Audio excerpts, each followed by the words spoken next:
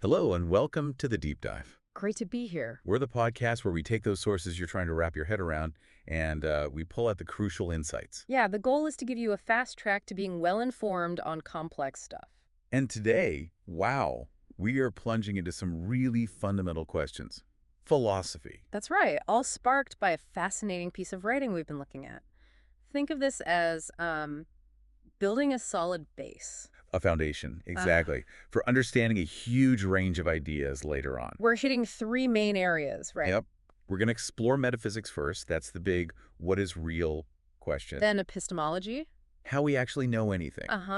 And finally, language. And how language fits into all this. Yeah. What we can say, how we say it. And they're all deeply connected, these three. They really are. And getting a handle on the basics, even just the core problems, it gives you a fresh way of looking at other complex subjects. You start seeing the same kinds of underlying puzzles cropping up again and again, in science, in politics, everywhere. Totally. Okay, should we dive in? Let's do it. Metaphysics first. Metaphysics it is. Yeah. So our source material kicks off with this. And the text reminds us, which is kind of neat, that metaphysics literally means after physics. Right, from Aristotle's library, basically, how he organized his books. Yeah. But what it really grapples with are those core questions about the nature of existence. Stuff that goes beyond what maybe science alone can explain. Exactly. The most fundamental level of asking, what's truly real. And a key issue the text flags is this idea of reductionism. Reductionism. Our source gives some really good, relatable examples here. Like, think about a beautiful painting. Okay. Is it just a collection of colored particles on a canvas or something more? Right. Is the whole greater than the sum of its parts? That's the classic way to put it. And this tension, it's central, between seeing complex things as just the bits. Or acknowledging that the complex thing itself, the painting, the symphony, might have its own reality. The text uses music too, right?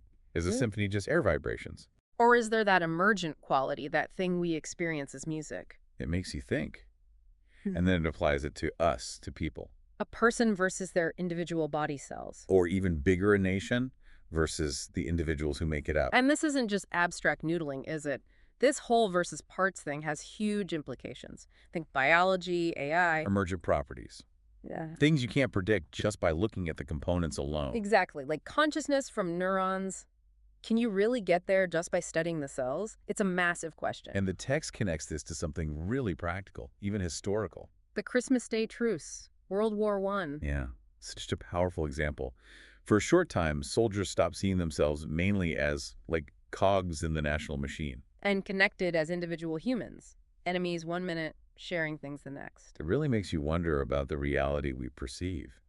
How much is it shaped by the labels, the narratives we accept? Is nation less real than the individual person in front of you in that moment?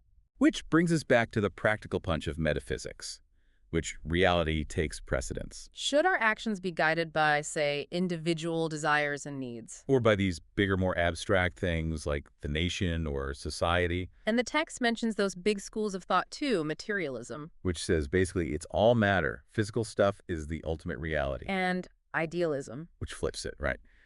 Fundamental reality is mental, consciousness, ideas. Two very different ways of looking at the world. And the text poses those tough questions directly. Do nations, does society actually exist as entities in their own right? Or are they just convenient labels for collections of individuals and families? It has serious ethical weight, doesn't it? Whose interests matter most? Yeah, if you go full reductionist, what happens to concepts like justice or duty? Do they dissolve? Or do these abstract ideas still have a kind of reality, a power, even if they trace back to individual actions and beliefs? Lots to chew on there. Okay, so that's a taste of metaphysics. What can be known, what's real. Now, how about how we know? Right. Let's shift gears to epistemology, the theory of knowledge. And the central question here, as the text lays it out, does our knowledge come mainly from our senses, our experience? Or does it come from pure reason, thinking things through? The text introduces the two main camps, empiricism. Team senses. Knowledge comes from what we see, hear, touch. Experience is king. And rationalism. Team reason argues that real, certain knowledge, that only comes through logic, through the mind. And the Force uses a great example to show why relying only on senses can be tricky. The police testimony one. Yeah, eyewitness accounts. You might be totally sincere, believe you saw exactly what happened. But were your senses perfectly accurate? Was the lighting weird? Were you stressed? Could someone else just as sincerely have seen it differently? It makes you question how reliable perception actually is. Huh. So next time I think I see a UFO, maybe check my prescription first. Or maybe trust the mathematicians instead. That's kind of the rationalist angle. Well, yeah, because the text highlights this philosophical quest, finding statements whose truth is, like, beyond doubt. Trying to weed out all those factors that create uncertainty, our biases, sensory limits. Philosophers also debate how much our senses are even interpreting things, right? Not just recording. Exactly. Is what you see raw data, or is it already a constructed experience based on your brain's filters and expectations? But the text does point to a place where we can find that kind of certainty. Mathematics and logic. Yeah.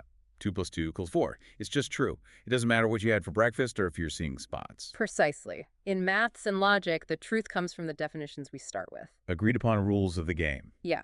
And as long as you accept those rules, those definitions, the conclusions are sort of unavoidable. They follow logically. It's internally consistent. It doesn't need to constantly check back with the outside world in the same way. Right. There's a different kind of knowing. Okay, so we've covered what is real metaphysics and how we know it epistemology. Now for the third piece, language. The tool we use for all this thinking and communicating. Our source points out that a central issue here is verification. How do we tell if a statement is actually true? And that empiricist or maybe reductionist idea pops up again, doesn't it? In relation to language this time. It does. The idea that ideally for every word we use, we should be able to point to some concrete thing or experience it represents. And if a word doesn't have that kind of concrete reference? Well, the extreme version might say statements using such words are literally meaningless, or at least suspect. But that seems tricky. How do you point to justice or beauty? Exactly. Where's the physical object? But the piece we're looking at also brings up the importance of internal logic again. Right. A statement might not map directly onto a thing you can kick, but it could still make perfect sense within a system of ideas. Be logically sound. And crucially, the text reminds us that language does way more than just state facts. Oh, absolutely. Think about all the different ways we use it. A poem, a joke, telling someone what to do, a command. Writing a love letter. Yeah. These aren't all trying to make factual claims that you can easily test as true or false. Especially when you get into ethics or aesthetics. That's wrong or that's beautiful. How do you verify those in a simple empirical way? It's much more complex. Something to really sit with, as the text suggests. And it just highlights again how interconnected these three areas, metaphysics, epistemology, language, really are. Totally. The questions, what can we know and how do we know it, are completely tangled up with how we talk about it, the language we use. And if we circle back to those two components of experience the text mentioned, sensory inputs, the raw data coming in. And our sensory faculties, our eyes, ears, brain, the equipment processing it. You can see how that links straight back to epistemology. Empiricists tend to focus on the reliability of those inputs. While rationalists put more trust in our faculties, our reason to make sense of it all, maybe even generate knowledge independently. It maps quite neatly. So let's try to sum up this deep dive. We've journeyed through some really foundational philosophical ground. Metaphysics. What's ultimately real? Reductionism. Materialism. Idealism. Epistemology. Yeah. How to gain knowledge. Senses versus reason. The quest for certainty. And language. How we communicate ideas, how we verify statements, and all the different ways language works beyond just facts. In understanding these basics, these core tensions, it really does provide a powerful framework. Yeah, for tackling almost any other complex topic you encounter, you start to see the philosophical plumbing underneath. The assumptions being made, the recurring challenges. It really does clarify things. So maybe a final thought for you, the listener, to mull over. Building on that interconnectedness. Consider how your own underlying beliefs about what's real, your personal metaphysics, conscious or not. How does that influence how you look for information, how you decide what's trustworthy? That's your epistemology in action. And then how does all that shape the way you use language to express what you understand or maybe persuade others? It's all linked, a continuous loop, really. Of questioning, understanding, expressing. Yep. And if you found this interesting and want to dive deeper into more topics like this, exploring ideas, then definitely check out the Anchor Mind YouTube channel. Please do subscribe. There's plenty more exploration happening over there. Thanks for joining us. Yeah, thanks for tuning into this deep dive.